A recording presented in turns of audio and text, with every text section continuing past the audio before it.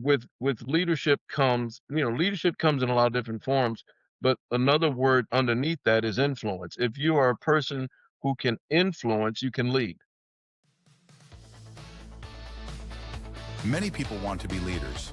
Fewer understand what it really means to lead people well. So what separates the two? Welcome to the Lead with Purpose podcast with your host, Merv Jersak.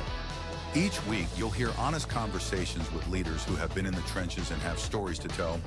They'll share their practical wisdom to help cut through the noise and get to the heart of leadership. So let's get started. Welcome to this week's episode of Lead with Purpose podcast. On this show, we break down the practical side of leadership, those real world skills that turn good intentions into actual and actionable results. My guest today is a good friend, Randy Powell. As I understand it, he left the corporate world to become an author, a speaker, a success coach to help people, what I would call leaders in my world, but help people break free from stagnation and unlock confidence and momentum for their next chapter. So, Randy, people, my fellow leaders need that these days. So, welcome to this podcast. Oh, thank you. Thank you very much. Thank you very much. So, before we get started, Randy, before we get started discussing the leadership skills that I like to talk about, Okay. can you give us, let's say, 2, 3, 4 minutes overview of your story? What prompted you, say, to leave corporate to become an entrepreneur? That kind of get us set for this particular podcast.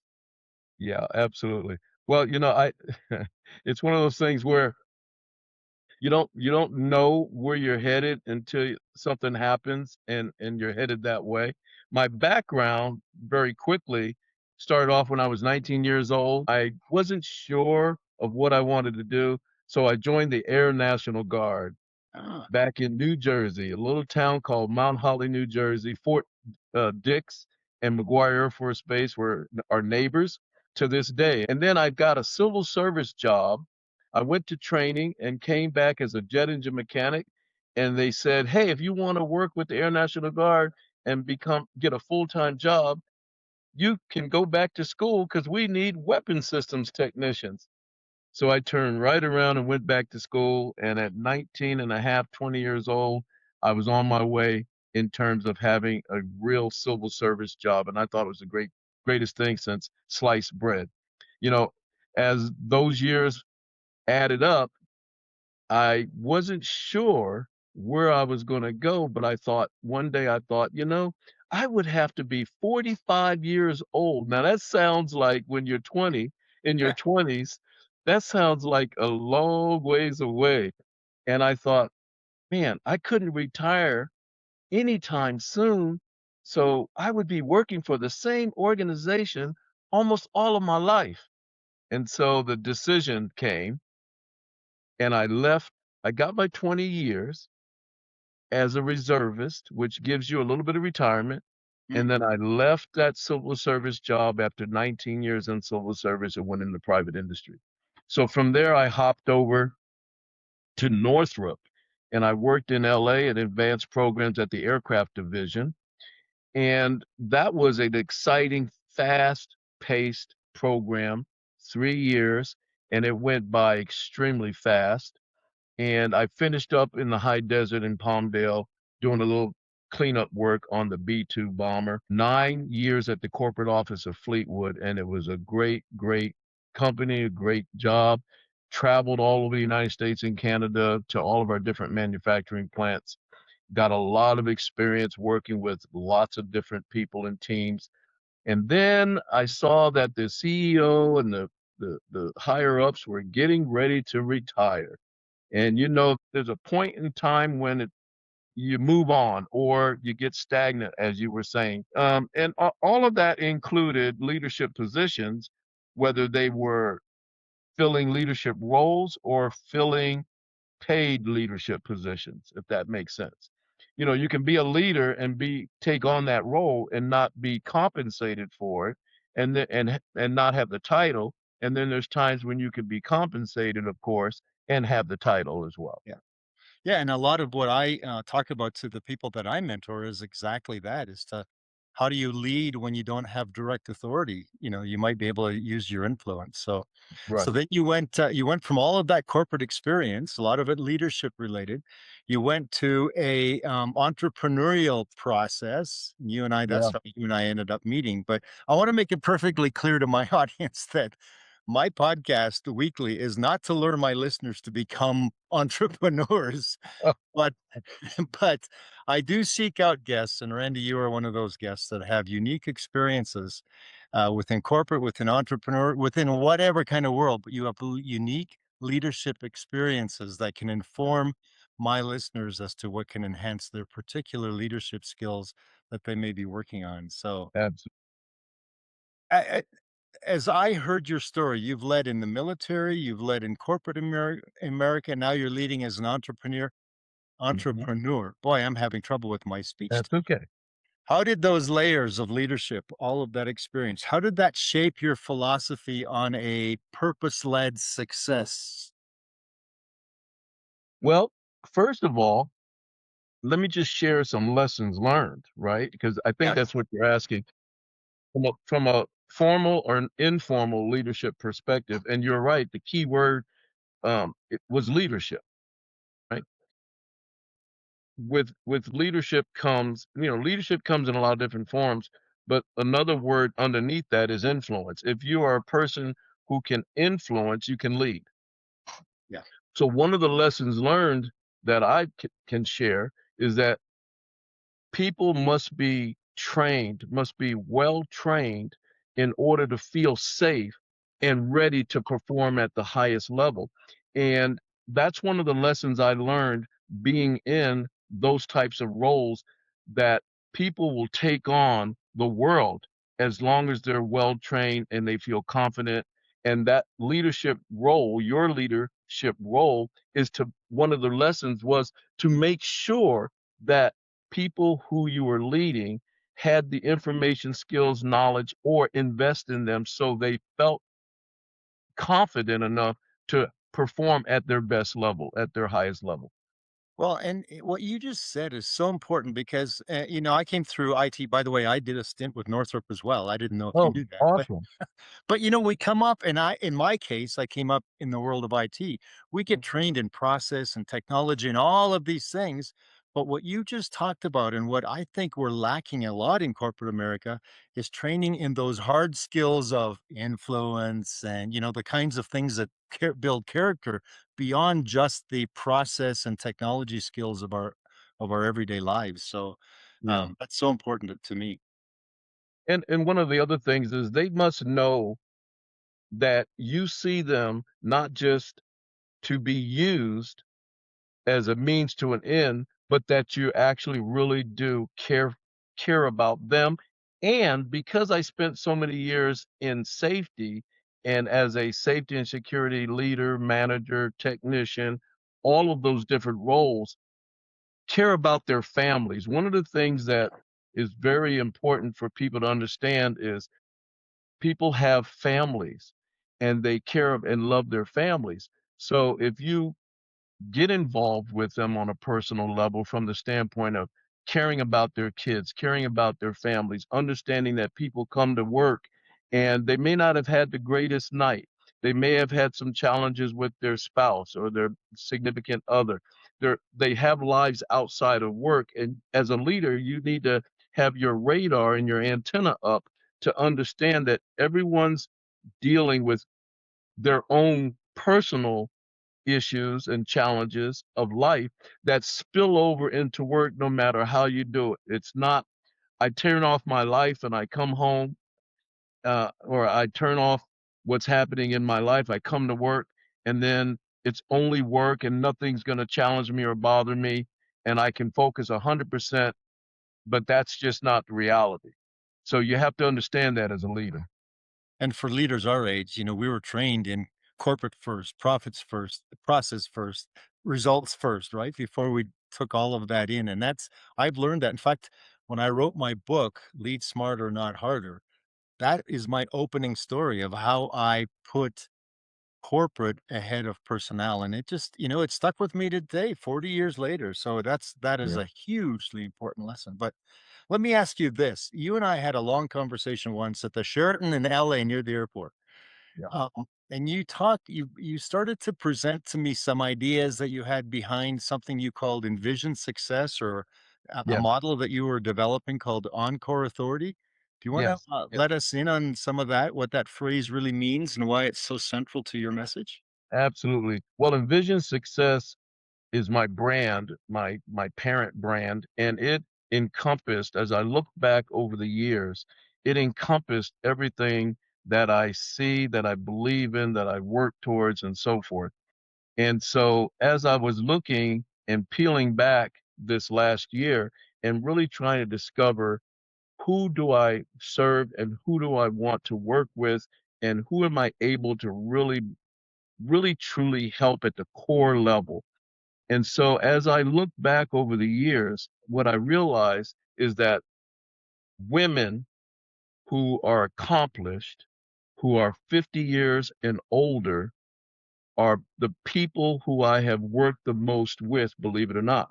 So as I looked at that, and I have coached young professionals, I have coached emerging speakers, I have coached business owners, and I still do to this day, but my main audience, as I saw it, are the women who are accomplished, who have been caregivers and put their lives on hold for others, who have been, let's say they have dreams, but something else got in the way, whether it was raising family. And so they have sat back and taken care of others, served others, put others in front of them and their dreams and their wishes.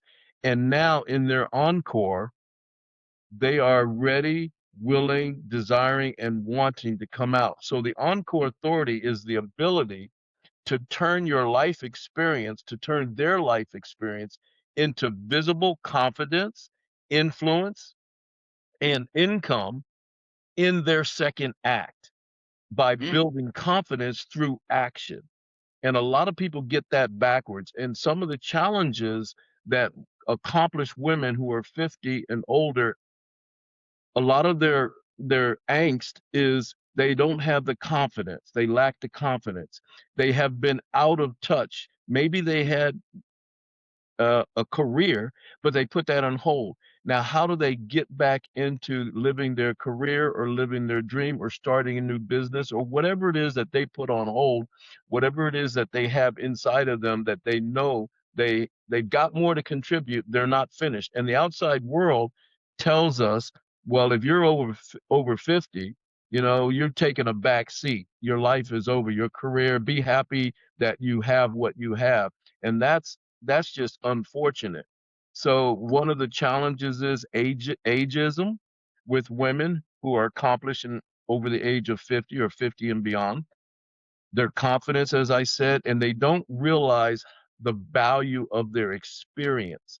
So my thing with creating Encore Authority and this movement, the framework is all about turning all of that around, that life experience, and helping them understand the value and how to put that value back out into the marketplace based on whatever they want to accomplish or whatever it is they dream about doing that they haven't had the time to do.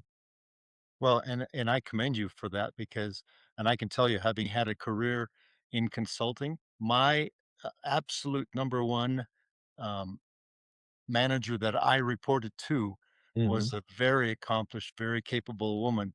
And from that perspective, and I'm not just fawning here, this is from that perspective, she not only had the technical capability, but she had the people skills as well. And it Mhm. just made her an incredible leader. So I think a lot of, as you're saying, I think women who come back into the career field, um, to have that little boost of, yes, I can do this is really helpful.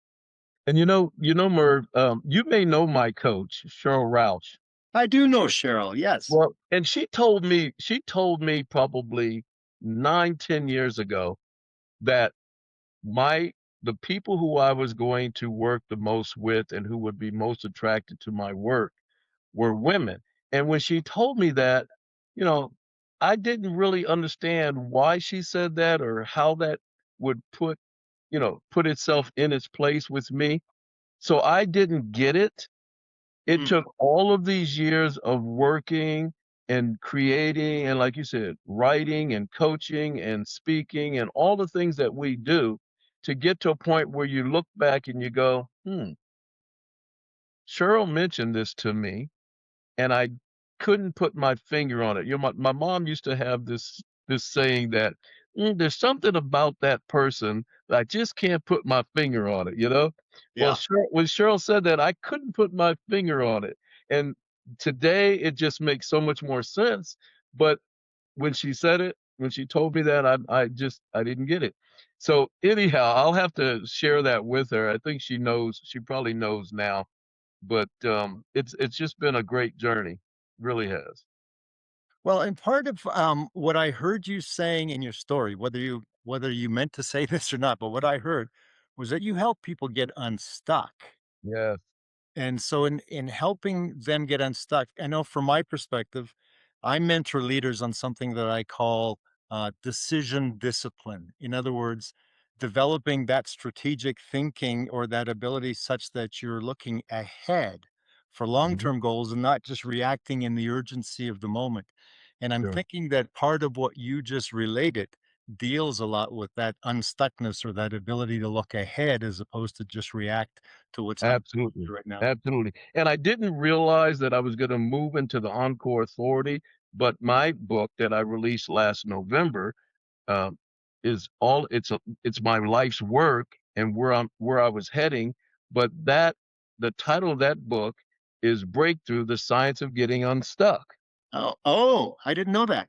Yeah, and guess who came up with the title? The original title was not that title. John Limbacher of Internet Dominators, God bless him, he said, "Oh, I see the cover of your book. This is the title." And all of a sudden the light came on and it just fit everything that's inside the book, Breakthrough: The Science of Getting Unstuck. That's yeah, I know John as well. He's an incredible entrepreneur himself. Yeah. So, Yeah. so in developing the Encore Authority, and we'll bring this to a close here shortly, but in Sure. developing that model of Encore Authority, what Mhm. does that phrase really mean to you? And I think you probably do, but can you summarize it for us as we kind of wrap this up? Yeah, well, what it means to me is and what we're talking about is helping women especially recognize their experience, finding their voice again, creating visibility so they're not sitting in the dark, and then understanding how that life experience turns into value and can be put into the marketplace to add value to other people so that they can create an income, a life, and achieve the dream that they've had inside of them for all these years. No, that's nice, and I think anybody can certainly take value from that. Yeah. I like to wrap these up, Randy, with some really fast, what I call rapid fire questions. Okay. Get some rapid fire answers. So, putting you on the spot here, real quick, what do you think is the biggest myth about leadership? The biggest myth about leadership, oh gosh, the biggest myth. I think the biggest myth is that there are natural born leaders, and if you're not a natural born leader, you can't lead. I agree that leaders are born, not made. I agree with that 100%. Now, you know, Larry Broughton, he and I had this Yeah. conversation. He's not 100% sold on that, but um, I think it works for for what I understand about leadership, but that's all right. Yeah. What's besides your own book? What's one book that shaped you and your thinking?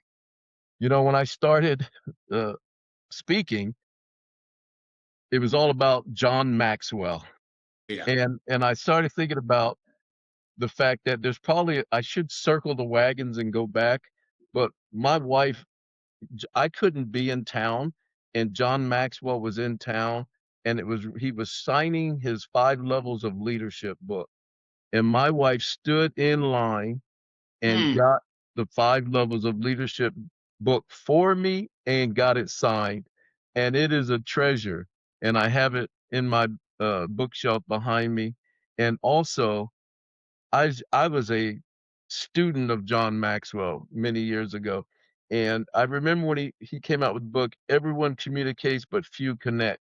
My life is all about connecting with people. I find it very interesting. It's easy for me to do. And I've had people say to me who were with me, "Do you know that person?" And I'd say, "No, I don't know that person. I just met that person. You were with me. Um, well, why do people just start talking to you like they know you?" And I don't know why. And I remember I was in Pasadena going to lunch with a friend, and we were near the music hall, and a guy came out, and he had his instrument with him. We're standing there waiting for the light to change, and we just started talking.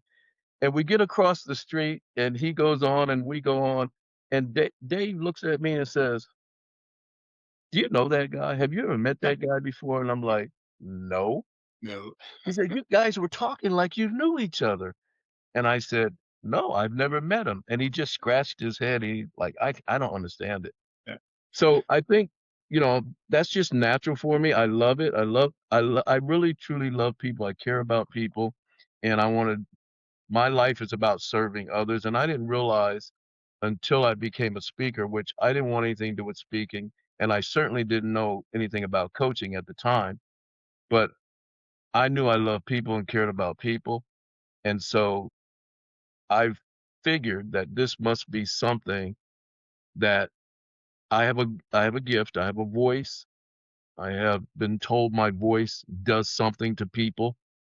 And so I realized that perhaps the highest thing I can do is use my voice to serve others. Excellent. I saw John Maxwell at a National Speakers Association conference.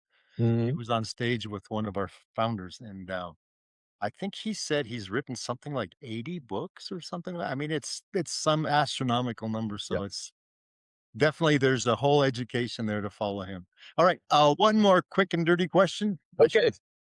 What is the worst advice, Randy, that you have ever followed? The worst advice that I've ever followed. Well, honestly, I don't know that I'm pretty discerning. Yeah.